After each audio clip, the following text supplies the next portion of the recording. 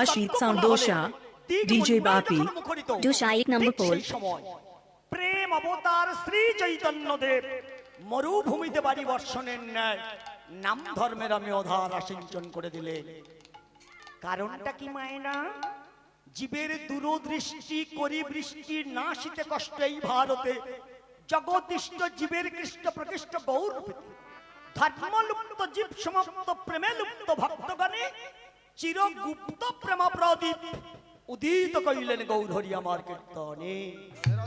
জনিদাই মাসাকো গৌরাঙ্গ মহাপ্রভু নাম প্রেমের ডালিটা মাথায় নিয়ে যখন শ্রীবাসনে উপস্থিত হয়েছিলেন না, যেমন আপনারা এই বাসনের চারিপাশে বেষ্টন করে বসে আছেন, উনিও গিয়ে দেখলেন যে ওনার ভক্তরা সেই ঘরটার চারিপাশে বেষ্টন করে বসে আছেন। তা বারবার করে লক্ষ্য করে দেখেছেন। মহাজন প্রশ্ন করলেন, এরা যদি জানা লোক হয়, এরা যদি চেনা লোক হয়, একবার দেখলেই হয়ে যেত না? এখন আমাকে খুব একটা চেনা যাবে না, যদিও আমি গত বছর এই জায়গাটা এসেছিলাম, কিন্তু আমি সকালবেলা গিয়েছিলাম। কেউ যদি সেই সকালবেলা আমাকে দেখে থাকে, আজকে যতই রাতের বেলা উঠি না কেন, একবার দেখলেই মনে হচ্ছে এই সেই ছেলেটা যার নাম তুলসী না? তাহলে আমাদের যদি একবার দেখলে হয়ে যায়, ভগবানের ভক্তরা ঘরটার মাঝখানে দাঁড়ালে ভগবান বারবার করে দেখলেন কেন? দেখেছেন কোনো বাবাদের জন্য না, দেখেছেন মায়েদের জন্য।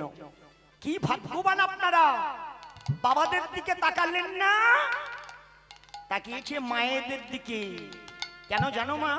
সেই দাপরের মেয়েগুলো বর্তমান কলিতে সব ছেলে হয়ে আর বসে আছে। তা দেখতে লাগে না? যারা শাড়ি পরে ঘোমটা দিয়ে বসে থাকার কথা, তা আচমকা যদি দেখা যায় যে জিন্সের প্যান্ট পরে আর দাঁড়িয়ে আছে, তা দেখতে লাগে। খেয়েছে রে ঘোমটা বাদ দিয়ে জিন্সের প্যান্ট, তারাও বলেছে ভগবান শাড়ি ছেড়ে আমরা জিন্সের প্যান্ট পরেছি। নিজের অঙ্গ খেয়াল করুন, প্রত্যেকটা যুগে ভগবান পুরুষ, আমাদের দিনেও পুরুষ, তবে ভঙ্গিমাটা পাল্টে গেছে। কারণ বর্তমান দিনে আমার ভগবান একটা মেয়ের দেহের সঙ্গে নিজের দেহটা শেষ করে আর এসেছেন।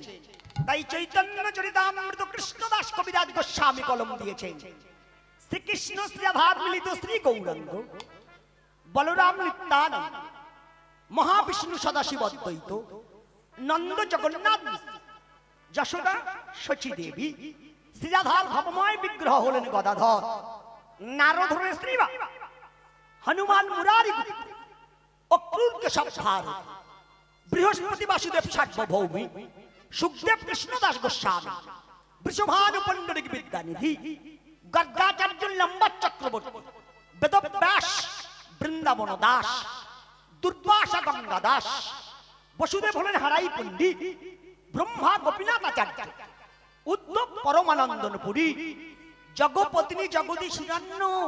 এই যে মায়েরা, মেয়েগুলো ছেলে হয়েছে কারা গো?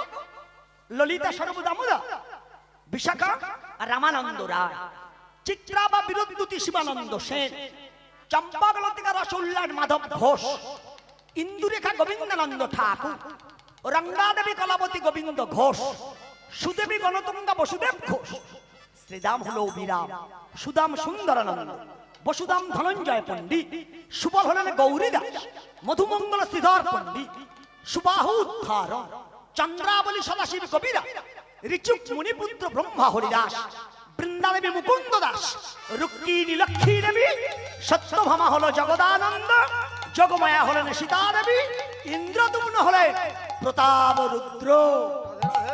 সেই ঘটনার মাঝখানে যখন বেষ্টন করে বসেছিলেন, আমার গৌরাঙ্গ মহাপ্রভু নাম প্রেমের ডালিটা মাথায় নিয়ে হাত জোর করে বলছিলেন, বাবা একবার হরি বল বলো। পা জড়িয়ে ধরে বয়স্ক মানুষের মার পা জড়িয়ে ধরে বলছিলেন, মা একবার হরি বল বলো। লাস্ট পজিশন আমার ভগবান ধুলায় গোড় খেয়ে বলছিলেন, একবার হরি বল বলো। তা 24 বছরের ছেলে 30 বছরের ছেলের সামনে গিয়ে হাত জোর করে বলেছেন, মেনে নেওয়া গেছে।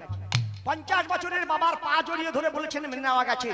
লাস্ট পজিশন আমার ভগবান শুয়ে পড়ে বলতে গেলেন কেন?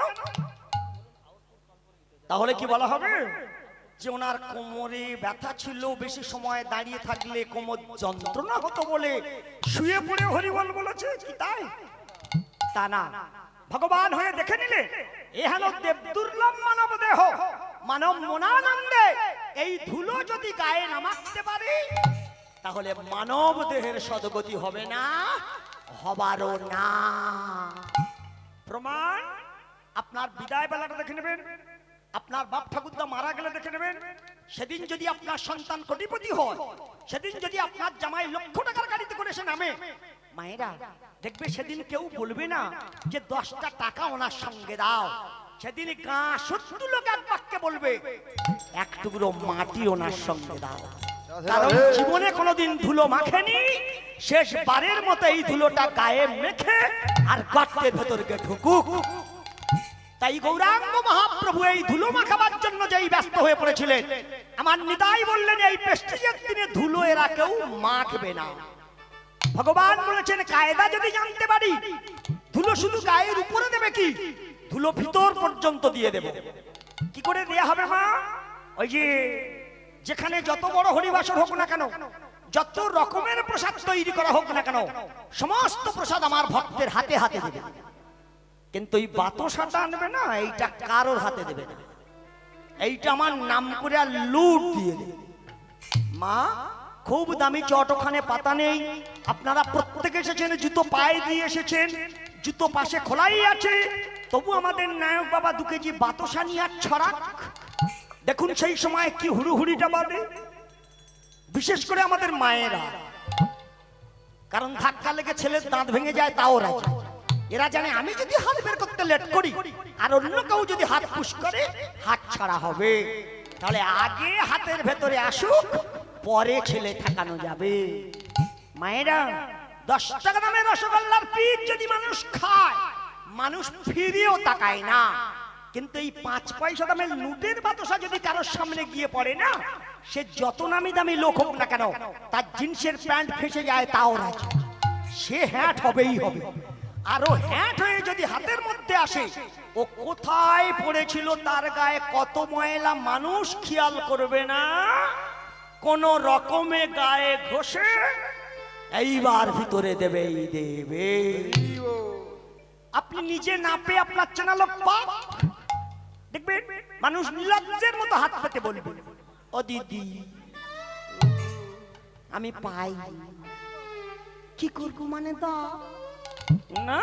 সিস্টেম তৈরি করেছিল ধুলো মাখাবো, ধুলো মাখলেই যদি জগতের জীব উদ্ধার হয়, ধুলোর মধ্যে কি দিয়ে দেব, যা যদি কোনো মানুষ গায়ে মাখে সে উদ্ধার হবে, 7 রকমের বস্তু দিয়ে দেব। কি 7 রকমের বস্তু দেয়া হবে মা? দেখবে যে কোনো ছেলে মেয়েকে যদি আপনি গান বাজনা শেখান, 7টা সুরের উপরে প্রথমে সুর দেখানো হয়, সা রে গা মা পা ধা নি। মহাজন বলছিলেন কেন প্রথমে সা শব্দ ব্যবহার করা হয়েছিল? মহাজন বললেন সা হলো স্বরাজ, রে হলো রেখা, গা হলো গান্ধা, মা হলো মধ্যম, পা হলো পঞ্চম, ধা হলো ধৈব। এই 7 রকমের বস্তু দিয়ে আমার গৌরাঙ্গ মহাপ্রভু ধুলো প্রস্তুত করে নিয়ে ভেবেছিলেন এই ধুলো প্রথমেই পাঠাবো জগজীবের মা বাবার পায়। এই মা বাবার পায়ের ধুলো কোনো ছেলে কিংবা কোনো মেয়ে যত্নে যদি একবার গায়ে মাখে, সে জোর ধরবেই ধরবে।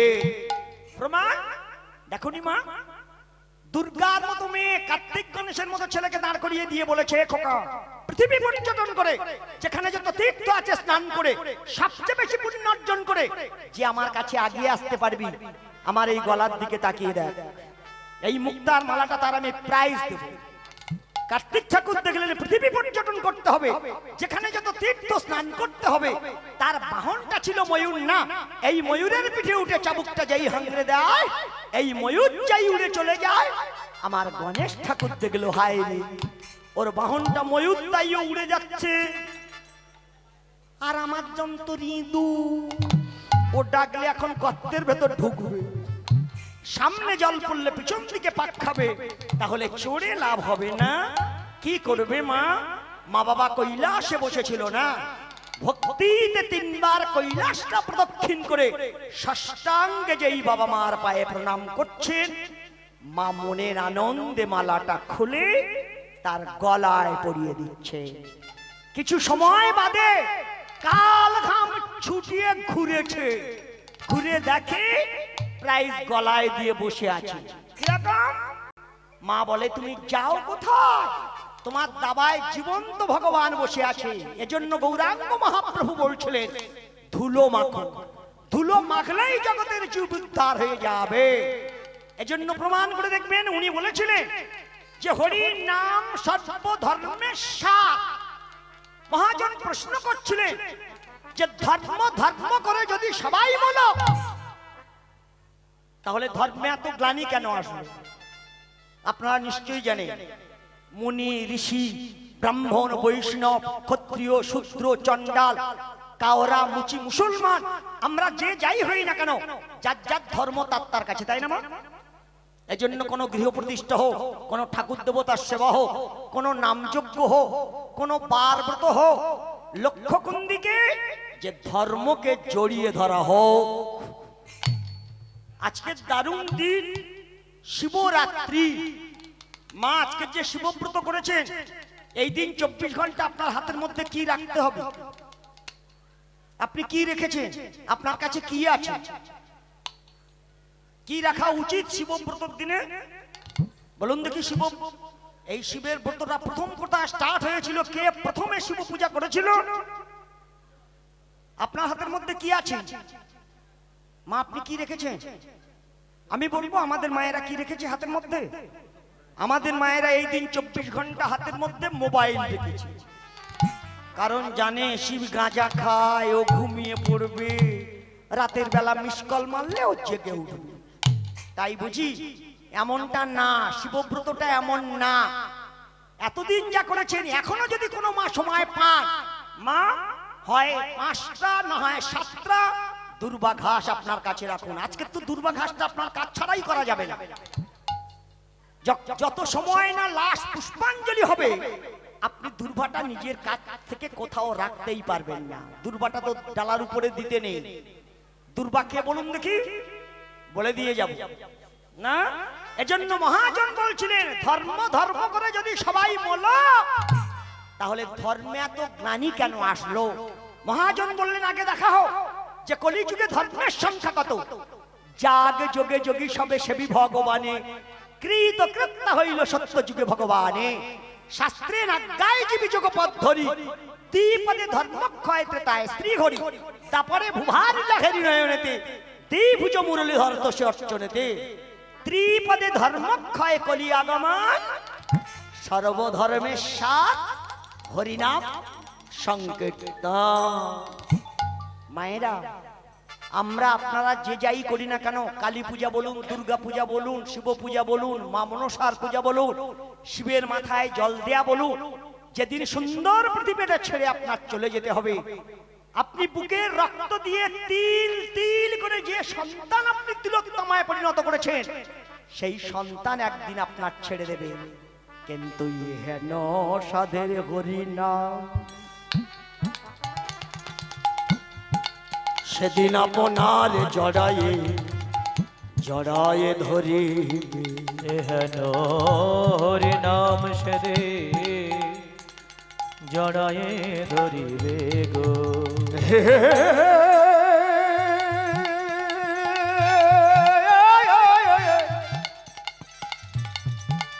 অসাধারণ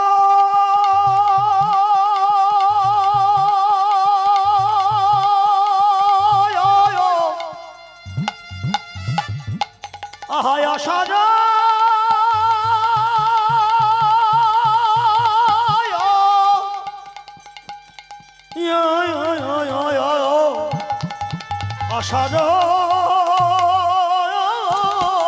খুল্ল সংসারে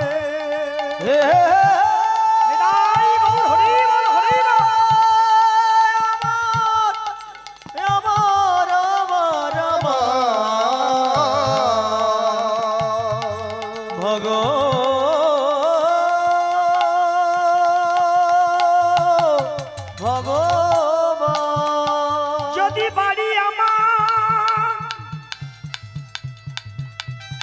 সাধের গাড়ি আমার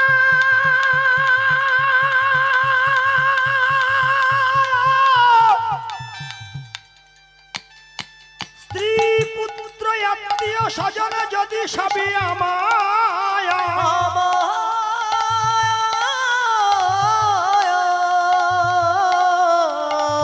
ভেবে দেখো মন শেষের দিনে তুমি হবে বাকাত যেদিন ভব সিন্ধু পারাবারের সময়ে তোমার আসিবে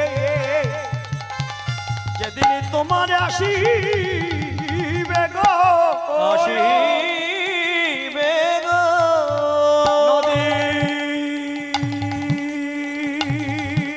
পার হতে পারে এবার তোমায় আপন ভেবে এহেন ভব সংসারে পর পার করে দিবে দিবে দিবে দিবে গো দেবে গো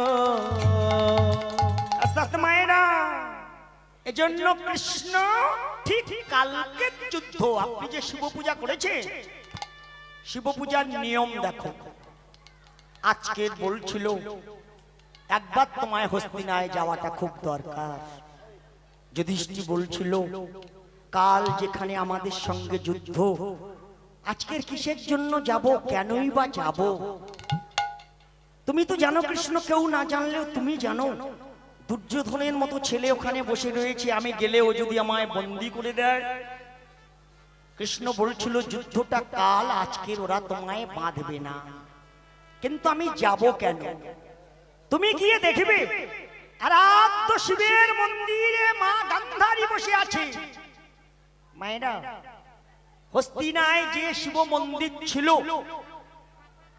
দুটো মেয়ে প্রত্যেক দিন এই শিবের মন্দিরে সেবা লাগিয়েছে কিন্তু এত মাপা টাইম দুই মেয়ে সেখানে যাতায়াত করেছে কারোর সঙ্গে কারোর কোনো দিনই দেখা হয়নি একদিন দৈব যোগে কতদিন বাদে দেখা হলো একজন 100 ছেলের মা হয়ে গেল একজন 5 জন ছেলের মা হয়ে গেল ছেলেদের বয়স 15 থেকে 16-র মধ্যে চলে গেল একদিন দৈব যোগে দুই মেয়ে একসঙ্গে পসরা সাজিয়ে শিবের মন্দিরে গান্ধারী দেখলো যে আমাদের মন্দিরে কুন্তিও এসে দাঁড়িয়েছে উনি রাজার মা তাই অহংকারে উনি বলে বসলেন কুন্তি তুমি এখানে কেন যবে থেকে এই মন্দির যবে থেকে আমি এই বাড়ির বউ হয়ে এসেছি প্রত্যেক দিন এই শিবের আমি সেবা লাগিয়ে দিয়েছি এ শিব আমার কুন্তি বলেছে যবে থেকে আমিও এই বাড়ির বউ হয়েছি তবে থেকে এ শিব আমি সেবা লাগিয়ে দিয়েছি এ শিব আমার দুই মেয়ে শিবের মন্দিরে দাঁড়িয়ে দাঁড়িয়ে যেই দাঙ্গা লেগে গেছিল মা দুজনার তর্ক বিতর্ক শ্রবণ করে শিব দেখা দিয়েছে বের হয়েছে দুজনে যেই কেউ শান্ত হচ্ছিল না শিব বের হয়ে বলল ও মা তোরা দুজনেই চুপ কর তোরা দুজনেই আমার দুজনেই সমভক্তিমতী দুজনেই প্রত্যেক দিন সেবাটা লাগিয়েছিস দুজনেই সমভক্তি দেখিয়েছিস দুজনেই আমার কাছে সমান যেমন দুজনেই সেবা করছিলিস তেমনই কর এখানে দাঙ্গা করিস না গান্ধারী বলল আমি রাজার মা আমার সন্তান রাজা আর উনি আমাদের বাড়ির ভৃত্য একই মন্দিরে ভৃত্য এবং রাজার মা একসঙ্গে পূজা দিতে পারবো না তুমি যারকের একার হও শিব বলল আমাকে যদি ভাগাভাগি করিস তাহলে তোদের ক্ষতি হবে তোদের লাভ হবে না কুন্তি কোনোই কথা বলছিল না গান্ধারী দাঁড়িয়ে দাঁড়িয়ে বারবার শিবকে যেই প্রশ্ন করা হচ্ছিল শিব বলল যদি আমার একার করে পেতে যাও তাহলে আজকে সারা রাত সময় দিচ্ছি দুজনে মধ্যাহ্নে এসেছো সামনে সারা রাত এই ভোর বেলা যে 108টা সোনার চাপা ফুল আমার পায়ে ভোর বেলা দিয়ে দেবে আমি তার একার হব এবং তারই গর্ভের সন্তান এই রাজ্যের রাজা হবে। মা, আপনি শিব পূজা করতে এসেছেন, কত সোনা এনেছেন? আপনার গায়ে সোনা আছে? শিবের কি কঠিন পরীক্ষা গান্ধারী মনের আনন্দে বলে দিল, সোনার চাপা ফুল যদি দিলে তুমি তার একার হও। উনি অহংকারে ভাবতে লাগলো আমার ঘরে সোনার কোনো অভাব নেই। রাতের মধ্যে শিল্পী ডেকে এনে এই রাতের মধ্যে সোনার চাপা ফুল তৈরি করে মায়েরা ভোরবেলা শিবের পায়ে দেব, শিব আমার একার হয়ে যাবে। এই অহংকার এবার কুন্তির দিকে তাকিয়ে বলল, শিবের যদি পূজা করতে চাও, শিবকে যদি নিজের করে পেতে চাও, তাহলে সোনার চাপা ফুল কোথায় আছে আনো। গান্ধারী অহংকারে যেই বের হয়ে চলে গেল, মা কুন্তি দাঁড়িয়ে দাঁড়িয়ে ভাবছিল, এতদিন জানতাম মানুষ ছোট বড় বিচার করে, এতদিন জানতাম মানুষ গরিব বড় লোকের তফাৎ করে দেয়।